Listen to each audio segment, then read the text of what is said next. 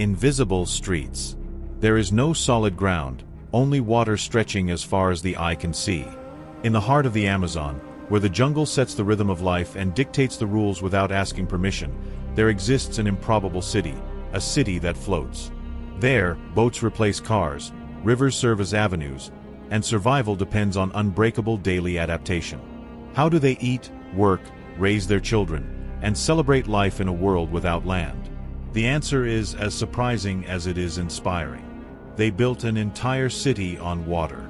For those who arrive for the first time, the impact is immediate. It feels like passing through a mirror and entering a parallel universe. There are no paved streets, no corners, no traffic lights. There is no honking, no traffic jams, none of the chaos that accompanies any modern city. Here, the only thing that exists is dark water, deep water, water that moves like a constant heartbeat, and upon it, gently floating, a swarm of homes, shops, schools, and temples. What is most striking is the natural order that sustains this way of life. Where any visitor might imagine chaos, there is instead a precise rhythm, as if the community had learned to breathe in sync with the tides. The paths are invisible, but the residents know them by heart. They know how to cross narrow channels, how to avoid the current, how to reach every house. They do not need maps or traffic signs. The river is the only map.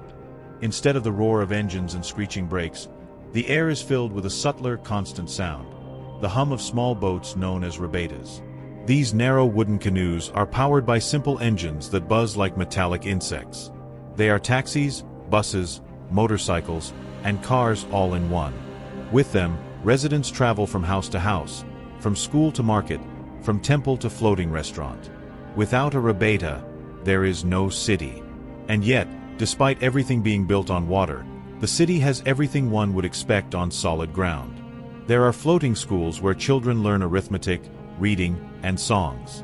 Wooden classrooms raised on large logs, chalkboards reflecting sunlight, desks neatly arranged, and recess taking place on improvised walkways. From a distance, they might be mistaken for humble shacks, but they are the heart of the dreams of hundreds of children who know that education is the only gateway to another future.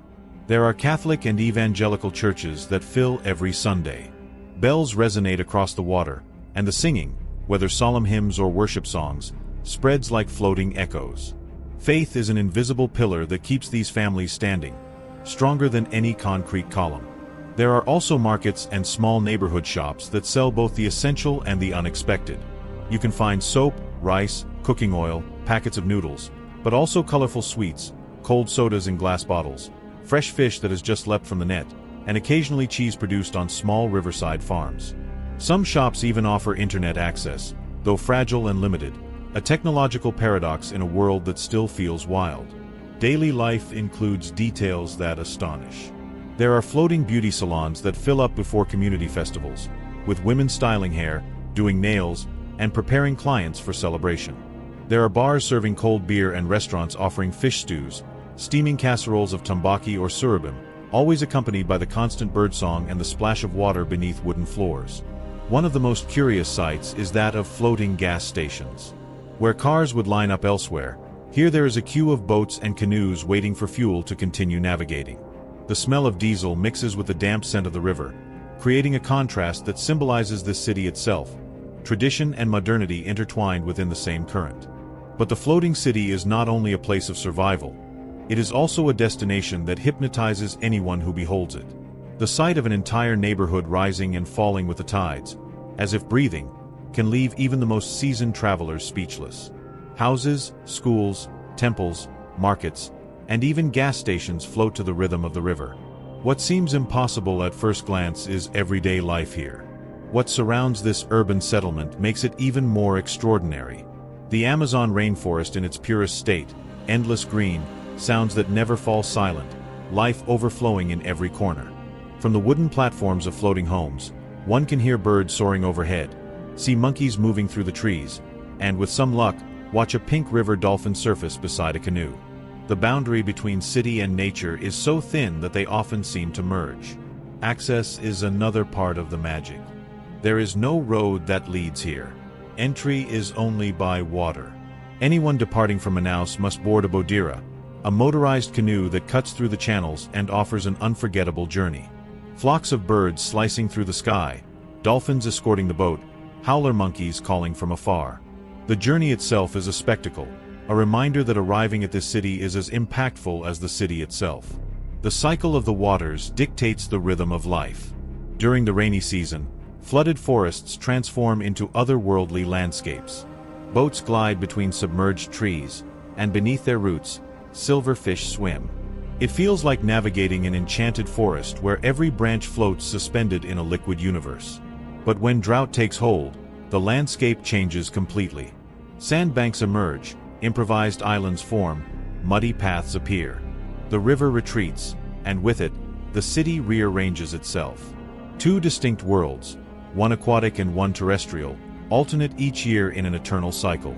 Amid it all, wildlife asserts itself with force. In the branches, a sloth watches the slow passage of a canoe. Higher up, Capuchin monkeys swing with agility.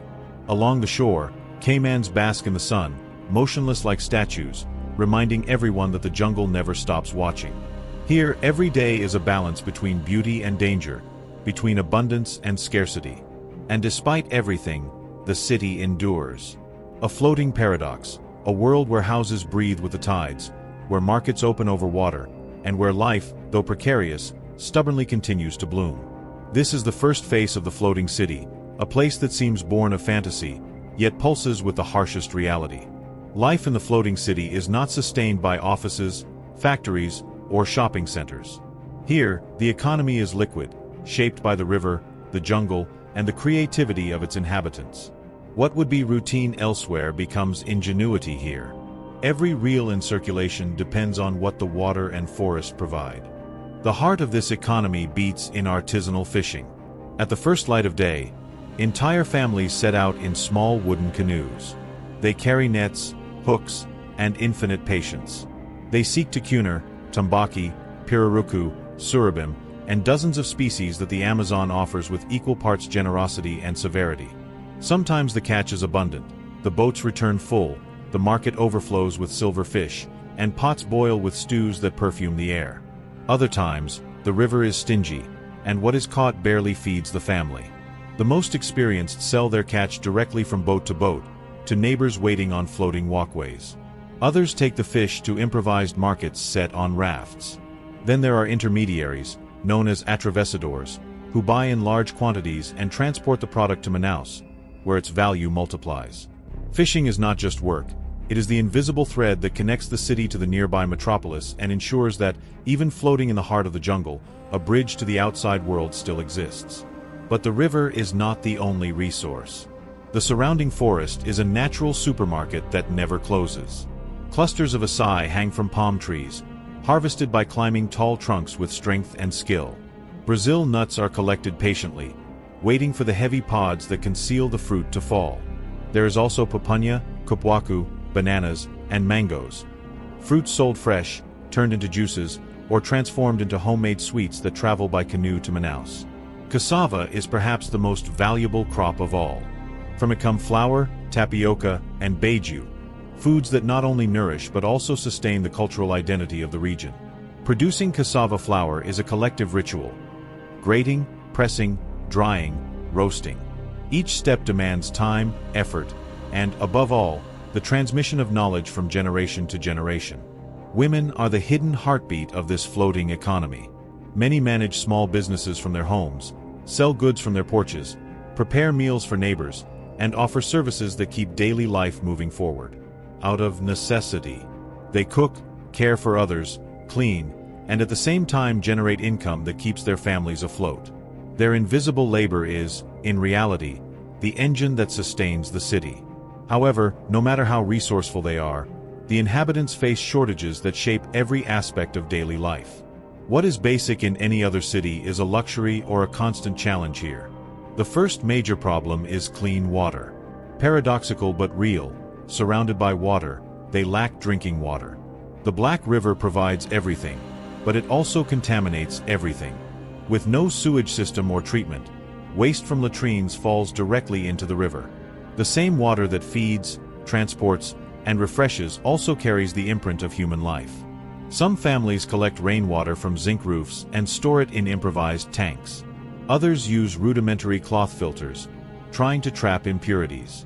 Those with some money boil water whenever they have enough fuel or electricity. But many end up drinking directly from the river, knowing it contains bacteria and contaminants. In this city, drinking water is an act of faith as much as of necessity. The second obstacle is garbage. There is no formal collection or recycling system. Each family improvises as best it can. What burns is burned, what floats is pushed into the river, what remains accumulates on corners. Over time, trash forms patches between houses, clogs channels, and becomes an unwanted part of the landscape. A painful contradiction in a place surrounded by the greatest biodiversity on the planet. The third challenge is medical care. There are no permanent clinics or nearby hospitals, nor water ambulances. If someone gets sick, the only option is to embark toward Manaus. The journey can take hours and become a deadly odyssey during storms or sudden rises in the water. There are stories of women who gave birth in canoes, of elderly people who did not survive the trip, of children who did not arrive in time to receive care.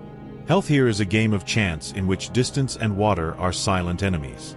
Electricity is another example of precariousness. Some houses connect to Manaus's grid through improvised, fragile, and dangerous cables that spark under the rain. Others rely on expensive, noisy gasoline generators that only work a few hours a day. The poorest resort to kerosene lamps or live in total darkness when the sun sets. On those nights, the floating city disappears into an unsettling silence, broken only by the croaking of frogs or the splash of a fish. The sum of all these shortages turns life in the floating city into a constant battle. Nothing is guaranteed. Each day demands creativity, resilience, and cooperation. And yet, despite the difficulties, the city does not collapse. On the contrary, it endures thanks to the invisible strength of the community. When a house begins to sink, neighbors organize to reinforce it with logs or plastic barrels. If a small boat motor breaks down, someone lends tools or spare parts. During extreme floods, they reinforce platforms together, tighten moorings, and add improvised floats. No one asks for permission or waits for government help. Solidarity is immediate and automatic because everyone knows that tomorrow they may be the ones in need. The same happens with garbage. When accumulation becomes severe, they organize mutiros, community cleanup days. They build shared sheds to store recyclable materials that they later sell for a few reis. They teach one another how to reuse, compost, or burn waste more safely. Small collective solutions that, although they do not solve the root problem, ease its daily impact. Health also finds community-based responses. Volunteer doctors visit sporadically, often accompanied by religious groups. Some residents have learned basic first aid, administering injections or handling minor emergencies. It is not ideal, but it saves lives in the absence of a formal system. Education is another example of resistance. Teachers travel long distances by boat to give classes. Children row every day, under rain or sun, to reach school. Families insist on sending their children because they know knowledge is the only bridge to different opportunities. Every notebook, every book, and every lesson is a treasure as valuable as the largest fish in the river. Thus, amid shortages and improvised solutions, the floating city stands not because of infrastructure, not because of state aid, but because of the collective conviction that life, though difficult, can continue. It is an example of human resilience at its highest expression. In a place where everything is lacking, the community creates it. Where there are no services, solidarity replaces them. Where others would see abandonment, they see opportunity. Every city keeps a secret in its roots. The floating city of the Amazon is no exception. Its origin is tied to necessity, improvisation, and humanity's oldest instinct, survival. More than half a century ago, the expansion of Manaus and migration from riverside communities created an unexpected phenomenon. Families who lived scattered along tributaries began moving closer to the urban core in search of work, schools, and services. But Manaus could not absorb everyone. Land was scarce and expensive. So those with nowhere to settle looked to the river, their lifelong companion, and decided to inhabit it. The first floating houses were simple huts, built on hollow samauma logs or improvised rafts made of wooden planks. They were precarious dwellings, easy to move, following the ancestral tradition of indigenous peoples who had already built floating molokas in the past to withstand floods. What began as temporary shelter ended up becoming permanence.